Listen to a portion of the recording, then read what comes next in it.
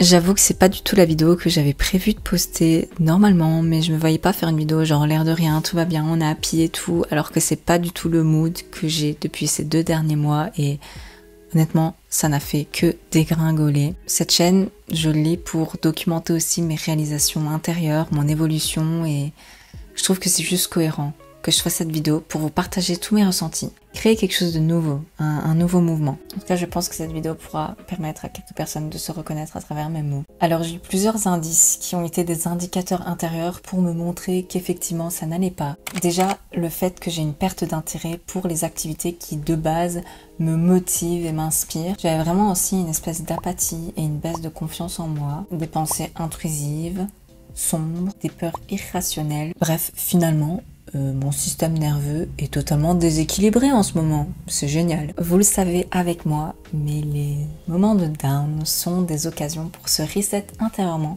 et trouver des nouvelles pistes d'évolution ou d'amélioration. Et c'est le cas de le dire parce que vous connaissez votre go, en tout cas vous commencez à la connaître. Je suis quelqu'un qui m'introspecte en permanence et j'ai commencé à pointer quelques petites... super ça, les petits gosses là qui crient.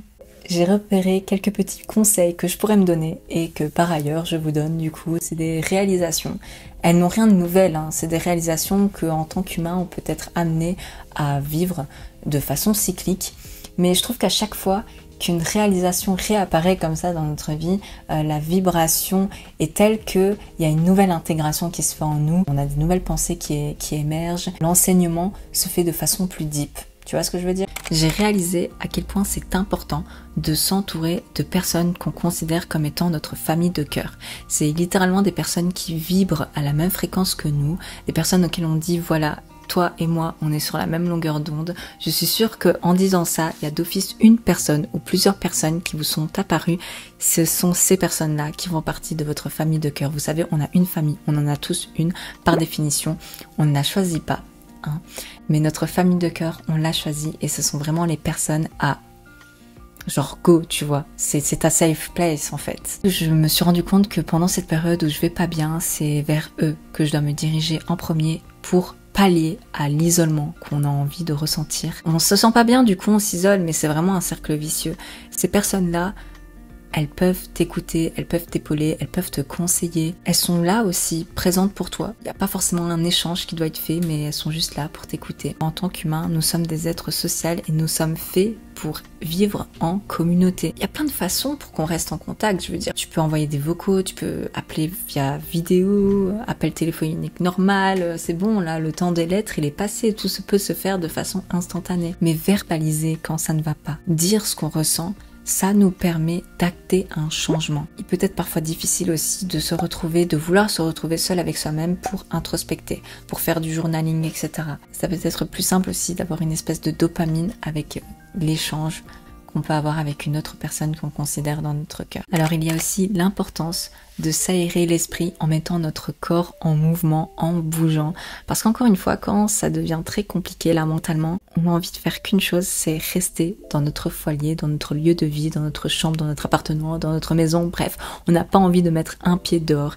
Et pourtant, c'est à ce moment-là qu'il faut se forcer un tout petit peu, je dis vraiment un tout petit peu parce que ça va nous faire du bien. En fait, il faut se rappeler le fait que ça va nous faire du bien, donc enfiler même un pyjama ou je sais quoi, genre une tenue grave confortable, t'enfiles ça, tu t'en fous, tu mets des œillères, tu fais en sorte de te connecter peut-être avec personne du monde extérieur, mais juste avec la nature ou avec l'environnement. Faire une marche, te balader, moi personnellement, ça c'est des choses que j'adore faire et qui me détentent. Ça peut être aussi faire une activité sportive, toujours avec cette idée de s'aérer l'esprit et de sortir de notre lieu de vie parce que généralement notre lieu de vie c'est aussi les moments où voilà, si on a plein de pensées qui sont pas cool, on peut les stocker aussi dans notre lieu de vie, donc se mettre en mouvement, s'aérer l'esprit, sortir, ça permet aussi de refresh un peu tout ça. Ça fait 2 mois que je me suis vraiment mis cette discipline de après manger, je sors, je me balade et c'est aussi généralement des moments où je fais des messages vocaux avec mes copines, on se raconte nos vies et puis si c'est pas le cas, j'essaye de profiter ou d'écrire dans mon journal. Ce sont des activités qui me permettent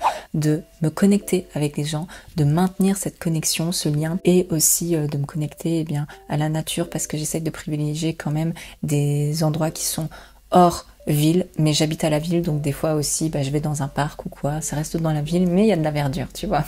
Alors le troisième point, c'est vraiment celui qui est tellement compliqué pour moi à mettre en place et qui me challenge très fortement, mais qui pourtant fait un sens, et surtout ça alimente aussi toute cette spirale négative et infernale quand on se sent pas bien. C'est tout simplement l'importance de se déconnecter des réseaux sociaux, de la télévision, bref, des distractions pour se connecter à la vraie vie. Et parfois même ressentir de l'ennui.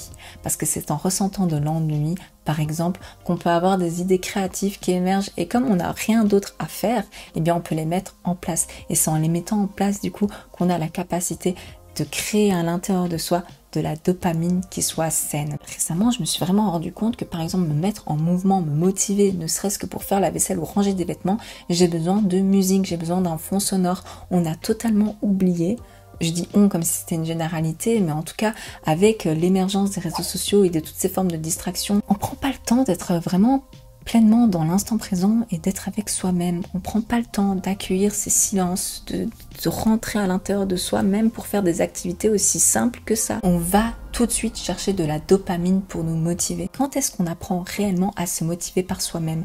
Et il y a aussi avoir la satisfaction d'être fier de soi en solo. Enfin, je vous dis, c'est deep en fait. Quand tu fais quelque chose qui émane de toi, qui permet d'être créatif et ancré dans le moment présent, tu sais, t'es dans le calme en fait.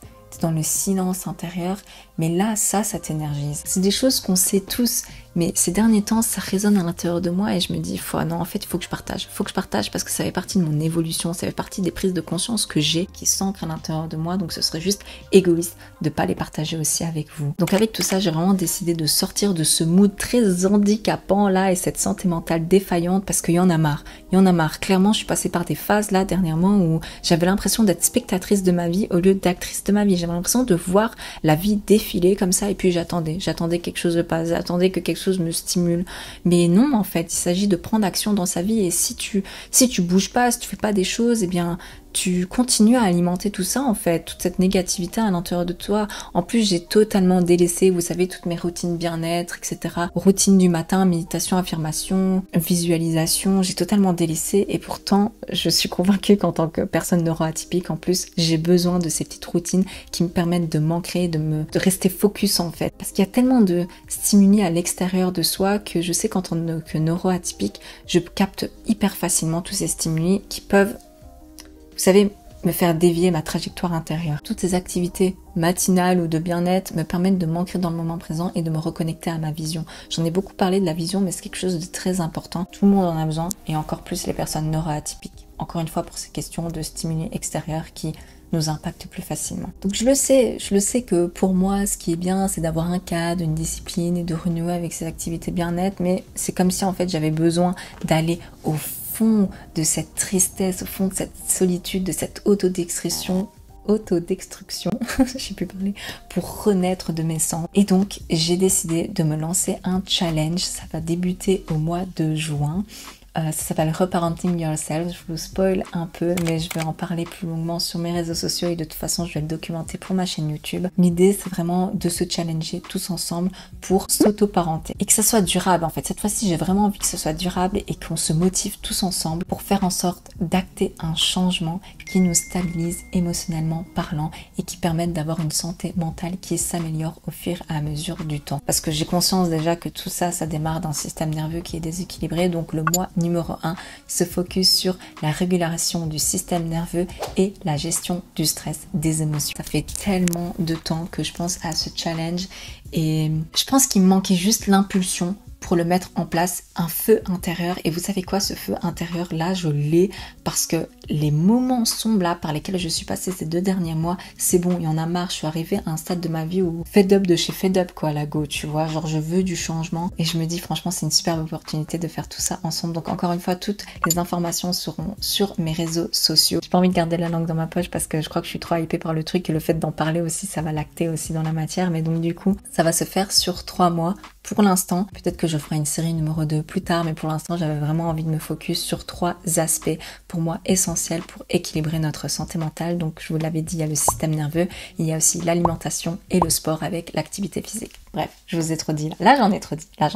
J'avais envie de terminer cette vidéo en vous parlant de santé mentale parce que pendant longtemps j'ai cru que je n'étais pas légitime de parler de santé mentale. Tout ça là maintenant me paraît tellement absurde parce qu'il n'est pas nécessaire d'être passé par une grosse maladie pour pouvoir se sentir enrhumé. L'important ici, ce sont les symptômes ou les ressentis intérieurs. La santé est bien plus complexe que des mots qu'on va poser humainement parlant. Et cette année, j'ai vraiment observé un truc, c'est que je suis sortie du déni et j'ai commencé à accepter que ma santé mentale n'était peut-être pas si bonne que ça, que mes pensées sombres et autodestructrices n'étaient probablement pas si anodins que ça, que non, ce n'est pas juste une phase et ça va passer. Si ça revient tout le temps de manière cyclique, de façon récurrente, il faut se poser des questions en fait. Si ça revient en boucle, c'est qu'il y a quelque chose qui doit être libéré. Je suis une personne qui relativise, qui est beaucoup dans la résilience et j'ai l'impression que c'est toujours pire ailleurs, mais si à un moment donné c'est pas ok pour toi, c'est pas ok pour toi et tu peux t'autoriser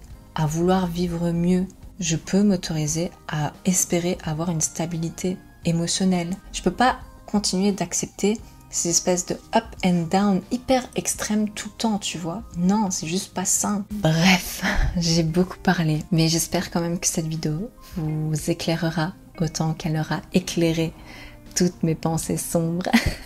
On avait le soleil qui nous accompagnait, donc c'est chouette quand même. Si t'as aimé cette vidéo, pense à la liker, partage-la à une ou plusieurs personnes à qui tu penses que voilà, ces mots vont faire du bien. C'est génial parce que ça m'aide pour le référencement et ça permettra aussi naturellement à d'autres personnes de peut-être tomber sur cette vidéo. Et puis aussi, je t'invite à commenter pour me partager tes ressentis. J'ai trop hâte de renaître à une nouvelle personne et j'ai trop hâte de vous documenter tout ça.